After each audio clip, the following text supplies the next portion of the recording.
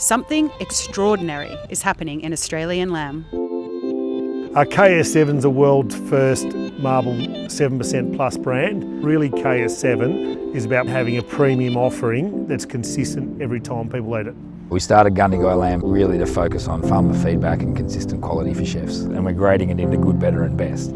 Best is represented by our GLQ5 Plus product. Magra is a culmination of professional craftsmanship of breeding, scientific innovation and high nutritional quality all rolled into one.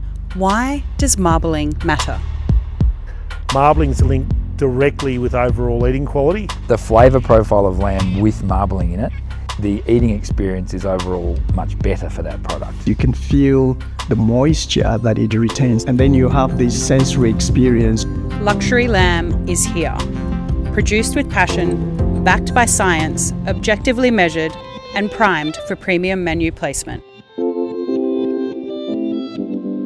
So Kinross Station, we've got the world's largest flock of Hampshire down sheep. KS7 is the world's first marble 7% plus brand. It's part of our Kinross Station Hampshire Down program. Really, KS7 is about putting lamb in the centre of the menu and having a premium offering that's consistent every time people eat it. You know, it's starting to really pop up in some of the best places in the world, and you know, as it should. It is the world's highest marbling lamb. The way lamb's done is a marble percentage as opposed to beef, which is a grade. So the average lamb in Australia is about 4% marbling. The average New Zealand lamb is about 1.5 to 2, European about the same. So really, this is almost double what the average Australian lamb is for marbling. Marbling is linked directly with overall eating quality and overall liking. So the higher the marbling, the more juicy it is, and also the more tender it is as well. If you look at the Angus and the Wagyu industry, it's all about genetics. And lamb's no different. You know, we are the #1 ranked ram in Australia. His name's The Rock. You know, he's an industry legend. He's taken marbling and lamb to places no one's ever been. If we can find that next ram that changes the game, all of a sudden we can see a lot more KS9 coming through in menus the next few years. And I think, yeah, it'll happen. It's amazing. Yeah, I think to have a product like this on the market is super special. I think to see lamb competing with beef and Wagyu is really important. The marbling on this lamb in particular is just insane. Like, 7 is kind of the benchmark, but I'd say this is way closer to a 9. I think lamb is kind of one of those real staple meats for Australian culture. So yeah, really cool to see something this special kind of come to the market. Amazing privilege to be one of the first venues to offer the KS7 lamb. This is our Kinross KS7 roasted lamb loin with sweetbread, artichoke and fermented mint. Good. It's really good. Very excited to get it on the menu. Fat content is just unreal. Truly some of the best lamb I've ever tasted. Pretty excited here at Chop to have the first of the KS7 lamb rump. Pretty lucky to be the first in the country to get this. Yeah, we're launching the KS7 lamb at Chop House here today. So we've got a KS7 rump. We're going to serve it as a roast lamb for 2. So the rump's been sous vide 55 for an hour and a half. Then just going to render that nice fat cap down there, get some heat through it. And then we've got a little house-made mint jelly, bordelaise sauce, some broccolini and some mashed potato to go with it.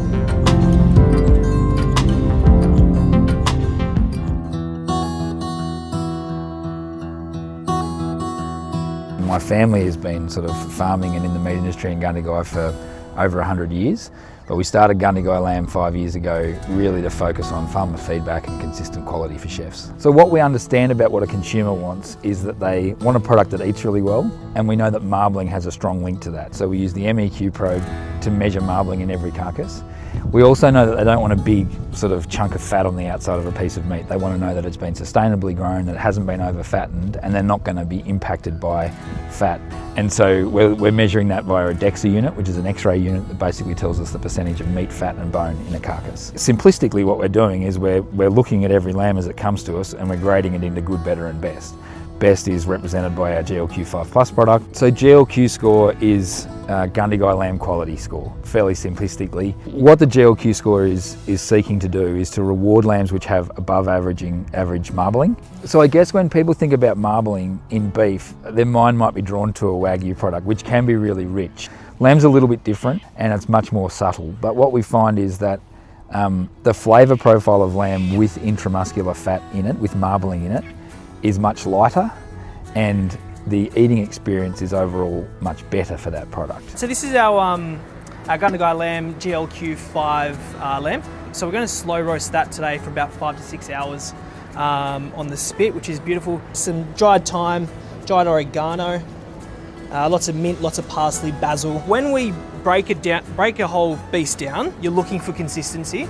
So with the GLQ5, the data that they're using to really create a lean muscle mass, it's good for our bottom line at the end of the day. Everything wants to be consistent. We don't want the customer to have a fatty experience, I guess, as such, but they want a nice, tender piece of meat. And I think that's what the Gundy GLQ5 does for us. It gives us that consistency across the board. The intramuscular fat is just going to melt through and make everything even more tender. So there's a lot of technology involved in gathering this data and disseminating it and what have you. And so our promise is that we've graded it, and if you put it on your menu and it's ordered, it will perform exactly the way you want it to perform. And we know that chefs do a great job of preparing it, so we've got to make sure that the raw material is just A1, so it just works for them.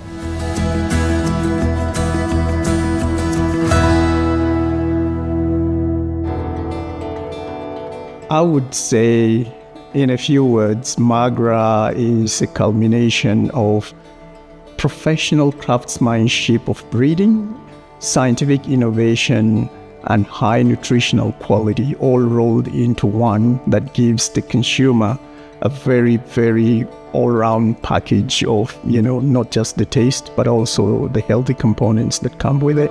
I'm passionate about breeding livestock. It's just an exciting thing to be involved in, but to actually think that you could design a breed and produce a breed that is now all around the world, it's something that you'd only dream of, really.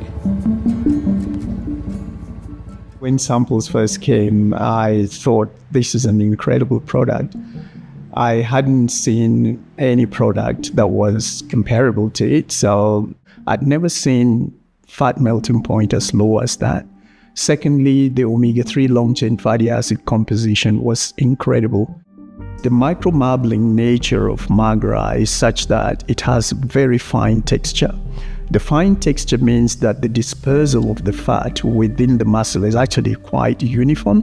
You can actually see and feel the oiliness. You can feel the moisture that it retains. And then you have this sensory experience where the juiciness comes in because of the omega-3 fatty acids that are there, particularly oleic acid, which is quite high.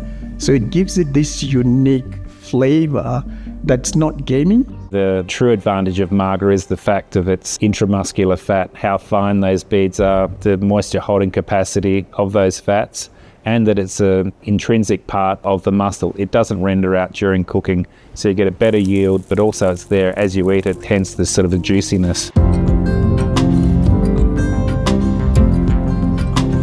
For a long time, I think a lot of people just considered lamb was just lamb.